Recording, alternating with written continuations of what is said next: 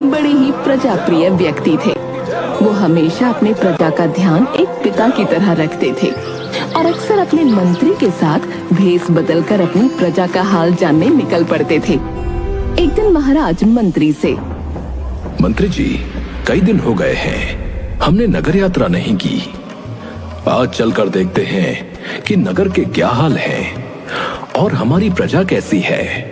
वो सुखी है या दुखी है, उन्हें कोई तकलीफ तो नहीं है। जी महाराज, चलते हैं।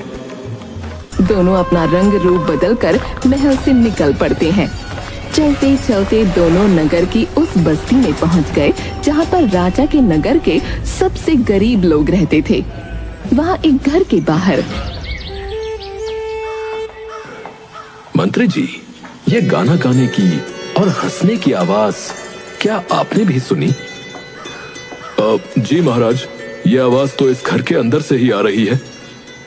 चलिए उस खिड़की से घर के अंदर देखते हैं। दोनों घर की खिड़की से छुपकर अंदर की तरफ देखते हैं। वहाँ एक पति पत्नी भगवान की प्रार्थना कर रहे होते हैं। मंत्री जी, इन्हें देखकर तो लगता है कि ये काफी गरीब दंपत्ति हैं और उनके घर की दशा देखकर ये भी समझ आता है कि जीवन बड़ी मुश्किल से चल रहा है। फिर भी ये दोनों कितने प्रसन्न हैं। बिल्कुल सत्य कह रहे हैं महाराज, मैं भी यही सोच रहा हूं। भला इन्हें किस चीज की प्रसन्नता है? तभी मंत्री के पैर से खिड़की के बाहर रखी ईंटों की ढेर गिरती है, जिससे आवाज हो जाती है। घर के अंदर से आवाज आती है, कौन है? कौन है वहां? हम एक यात्री हैं और यहाँ से गुजर रहे थे। इतना कहते हुए महाराज और मंत्री दोनों घर के दरवाजे पर पहुंच जाते हैं और दंपति भी अपने घर के अंदर से दरवाजे पर आकर खड़े हो जाते हैं। प्रणाम स्वीकार कीजिए हमारा। मैं कालू हूँ और ये मेरी पत्नी लक्ष्मी। हमारे घर के भीतर पधारिए और हमें आपकी सेवा का अवसर दीजिए। आपका बहुत बहुत धन्यवाद जो आपने हमें अपने घर के अंदर आमंत्रित किया। अरे ये तो हमारा सौभाग्य है जो आप हमारे घर आए और अपनी सेवा का मौका दिया। लक्ष्मी, हमारे घर भगवान आए हैं, उनके लिए भोजन परोसो। जी, मैं भी भोजन परोसती हूँ।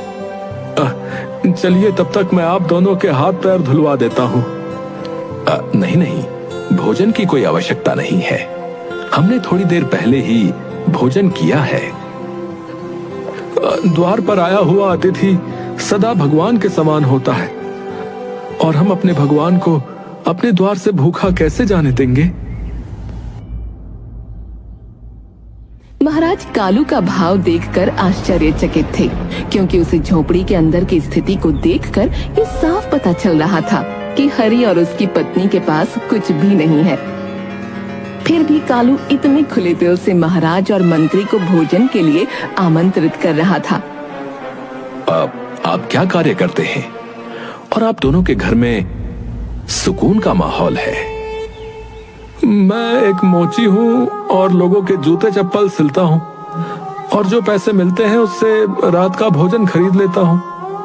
यदि आपको किसी दिन बिल्कुल भी पैसे ना मिले तो आप अपने भोजन की व्यवस्था कैसे करेंगे? मैंने इस बारे में कभी नहीं सोचा और ना ही सोचना चाहता हूँ। तभी लक्ष्मी घर में जो कुछ भी था वो परोस कर ले आती है।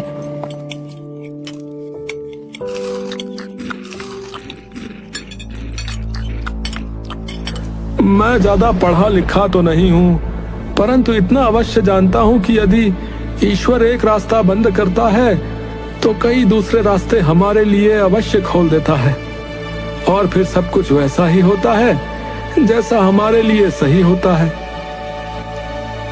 महाराज और मंत्री दोनों ही बड़े आश्चर्यचकित थे।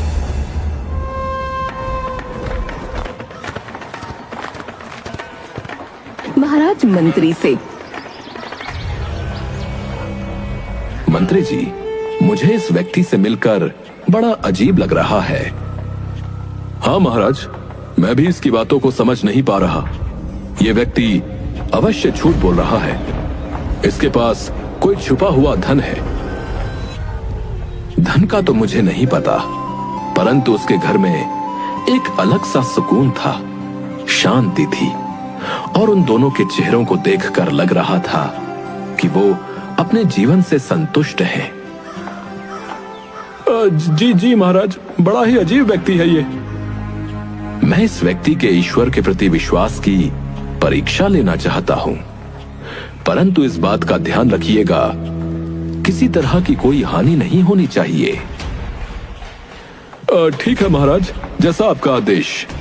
अगली सुबह महाराज राज्यसभा में मंत्री से, मंत्री जी, पूरे नगर में ये आदेश दे दिया जाए कि कोई भी व्यक्ति सड़क पर जूते और चप्पलों की मरम्मत नहीं कर सकता है।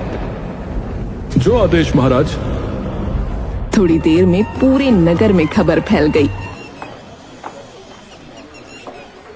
ये कैसा आदेश दे दिया महाराज ने? यदि हमारे जैसे और भी लोग सड़क पर जूते और चप्पलों की मरम्मत नहीं करेंगे तो हमारा घर कैसे चलेगा? हमारी रोजी रोटी कैसे चलेगी? लक्ष्मी, धैर्य रखो और बिल्कुल भी फिक्र मत करो। हमारे जीवन में पहले भी तो समस्याएं आई हैं। क्या हमें उन समस्याओं का समाधान नहीं मिला है? बताओ। मिला है, परंतु इस बार तो ये समस्या बहुत बड़ी लगती है। बिल्कुल फिक्र मत करो, सब कुछ ठीक वैसा ही होगा जैसे सब कुछ होना चाहिए। कालू नगर में इधर उधर कुछ काम की तलाश करने लगा। तभी उसे प्यास लगी। उसने देखा कि एक आदमी चौराहे पर बैठा लोगों को मटके से पानी पिला रहा था और लोग उसे कुछ पैसे दे रहे थे। कालू उस व्यक्ति के पास जाकर, भाई, क्या मैं आपसे एक प्रश्न पूछ सकता हूँ? हाँ हाँ, जरूर पूछिए। क्या पूछना चाहते हैं आप? क्या पानी बेचकर भी पैसे कमाए जाते हैं? जरूर कमाए जाते हैं। देखिए, मैं आपके सामने जीता जागता उदाहरण हूँ। कालू तुरंत अपने घर वापस जाता है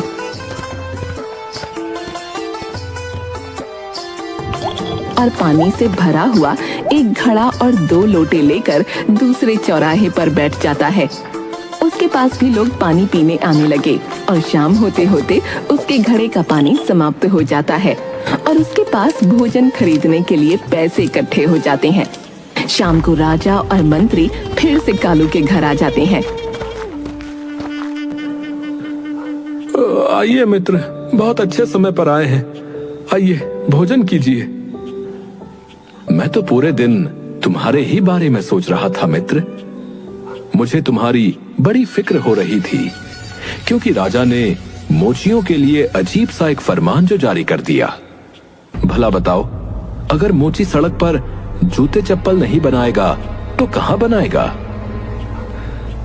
जरूर राजा ने कुछ अच्छा ही सोचकर ऐसा आदेश दिया होगा।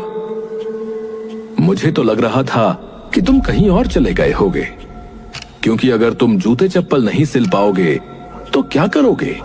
भोजन कैसे खरीदोगे? मित्र, ऐसा बिल्कुल भी नहीं है। मुझे मेरे ईश्वर पर भरोसा है। उन्होंने मुझे आज भी भूखा नहीं रखा। आप भी हमारे साथ भोजन कीजिए। भोजन? परंतु कल तो तुमने कहा था कि तुम दिन में जो कमाते हो उन पैसों से शाम का भोजन खरीदते हो। मैंने आपसे सत्य कहा था। अब मैं पानी बेचता हूँ और पानी बेचकर मुझे जो पैसा मिला उससे आज का भोजन खरीदा है। महाराज और मंत्री एक दूसरे का मुंह देखने लगते हैं और भोजन करने बैठ जाते हैं। वैसे तो ये मेहनत का काम है और इस काम में पैसे भी कमा रहा हूँ, परंतु कोई बात नहीं, मैं संतुष्ट हूँ, क्योंकि इन पैसों से हमारी जरूरतें पूरी हो जाएंगी। भोजन के बाद महाराज और मंत्री वहाँ से बाहर निकलते हैं। मुझे लगता है कि ये परीक्षा पर्याप्त नहीं थी। मुझे कालू की कोई और परीक्षा लेनी होगी। जी जी महाराज, परंतु अब आप उसकी कौन सी परीक्षा लेंगे? ये आपको कल सुबह दरबार में पता चलेगा।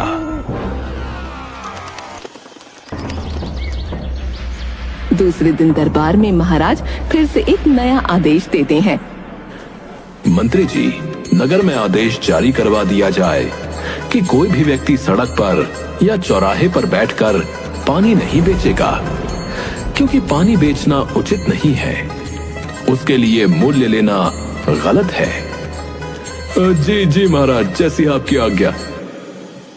थोड़ी देर में पूरे नगर में खबर फैल गई। खबर सुनकर लक्ष्मी बोली, ये तो बड़ा ही अनर्थ हो गया, अब हम क्या करेंगे? कोई बात नहीं, तुम बिल्कुल फिक्र मत करो। अब मैं जूते तो नहीं सिल सकता, पानी भी नहीं बेच सकता, तो भी कुछ ना कुछ ईश्वर ने हमारे लिए जरूर सोच रखा होगा। तभी कालू की नजर एक लकड़हारे पर गई। वो उसके पास जाता है। भाई, यदि आप मुझे मेरे प्रश्न का उत्तर दें तो बड़ी कृपा होगी। हाँ, पूछो पूछो, क्या प्रश्न पूछना चाहते हो? क्या लकड़ियां बेचकर भी पैसे कमाए जा सकते हैं? जरूर कमाए जा सकते हैं, बस तुम्हें अपने हाथों को मजबूत रखना होगा, क्योंकि लकड़ियों को तोड़ने, काटने और उन्हें उठाकर एक जगह से दूसरी जगह ले जाने में हाथों को बड़ी मेहनत करनी पड़ती है। तुम्हारे हाथों में ताकत और पीठ मजबूत होनी चाहिए। कालू वहां से चला जाता है।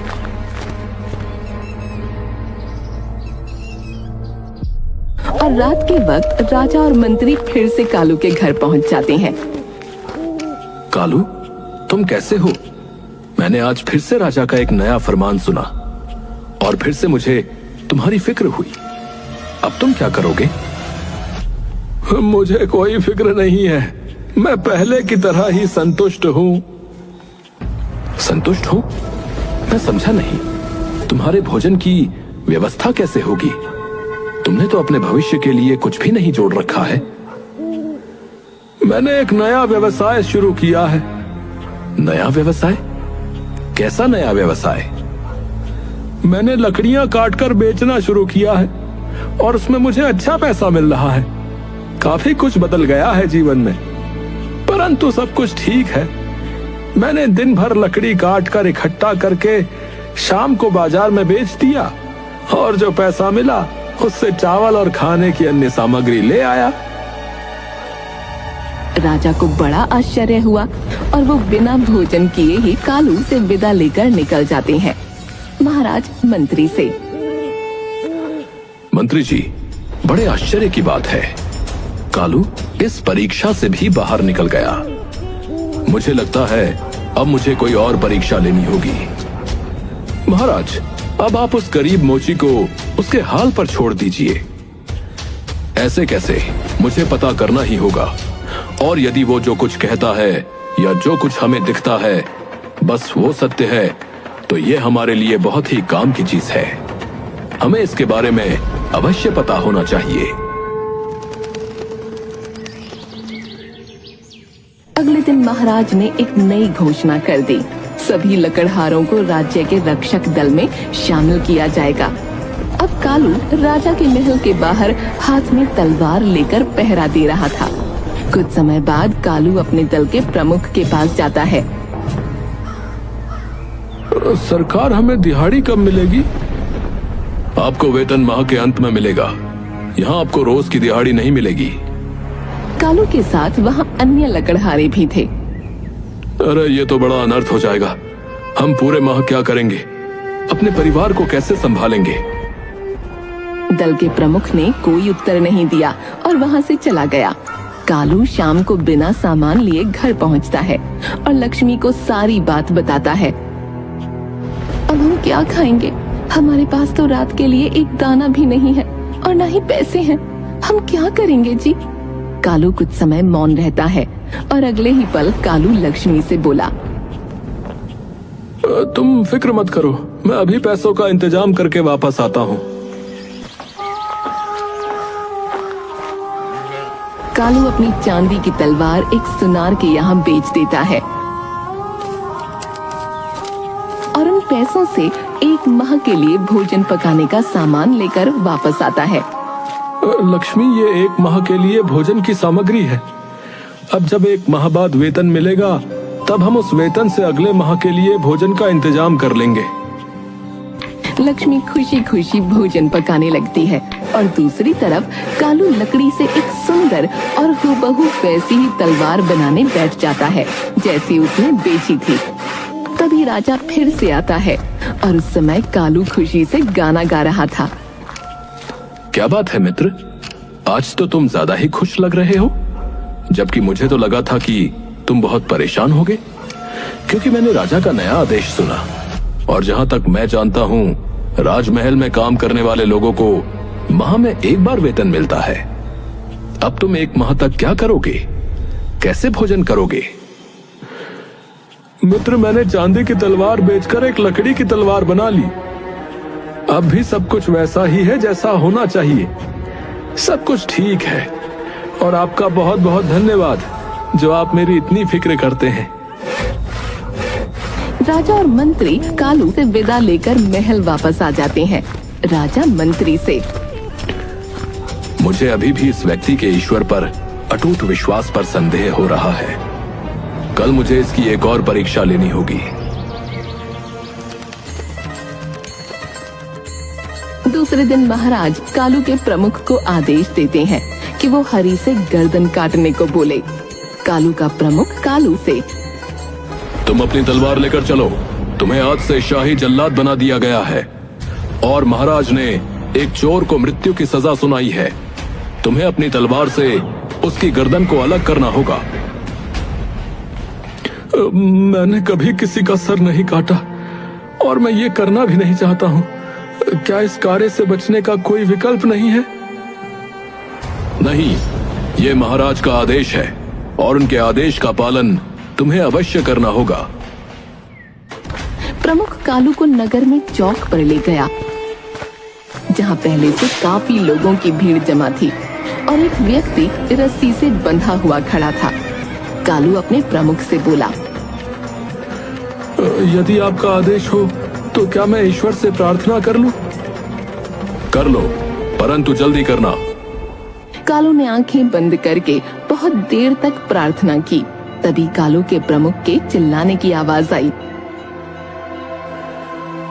बस बहुत हो गई तुम्हारी प्रार्थना, अब इस चोर का सिर काट दो, इसकी मृत्यु का समय आ गया है। हे प्रभु, हे भगवान, मेरी मदद कीजिए, जो सही हो वही कीजिएगा। यदि ये सच में गुनाहगार है तो मेरी तलवार की धार पूरे राज्य में सबसे तेज हो जाए, और यदि ये बेगुनाह है तो मेरी तलवार की धार एक लकड़ी की तलवार की धार जैसी हो जाए। कहते हुए उसने अपनी लकड़ी की तलवार निकाली और आसमान में ऊंचा उठाते हुए गर्दन काटने ही वाला था। तभी भीड़ में से महाराज बाहर आए। रुक जाओ, आज यहाँ किसी की गर्दन नहीं कटेगी। महाराज हंस रहे थे क्योंकि वहाँ सच में कोई चोर था ही नहीं। वो तो महाराज का ही एक सेवक था जिसके हाथ बांधकर वहाँ खड़ा किया गया था। कालू ने महाराज को पहचान लिया। अरे, आप तो वही यात्री हैं, मतलब आप यात्री नहीं एक राजा हैं। और तुम एक समझदार और ईश्वर में विश्वास रखने वाले व्यक्ति हो। आज से हम तुम्हें अपना शाही सलाहकार नियुक्त करते हैं। महाराज, मैं एक गरीब मोची हूँ और वो भी पढ़ा लिखा नहीं हूँ। मैं आपको क्या सलाह दूंगा, आप मुझे सलाहकार बना रहे हैं। मैंने तुम्हारे बारे में बहुत सोचा, तुम्हारी हर तरीके से परीक्षा ली, परंतु तुम एक बुद्धिमान मोची, एक आभारी जलवाहक, एक धन्य लकड़हारे, एक विनम्र शाही रक्षक और एक ऐसे जल्लाद हो जो किसी बेगुनाह पर अपनी तलवार नहीं उठाएगा। और ऐसे इंसान की सलाह जब मुझे मिलेगी तो मुझे पूरा यकीन है कि सब कुछ बदलेगा और सही होगा। जो सही होना चाहिए वही होगा। इस तरह से कालू महाराज के द्वारा दी गई सभी परीक्षाओं को पास कर एक अच्छा सलाहकार बन जाता है और सदा अपने ईश्वर के प्रति आस्था को बनाए रखते हुए महाराज को नेक सलाह देता है। रायगढ़ के राजा महाराज विक्रम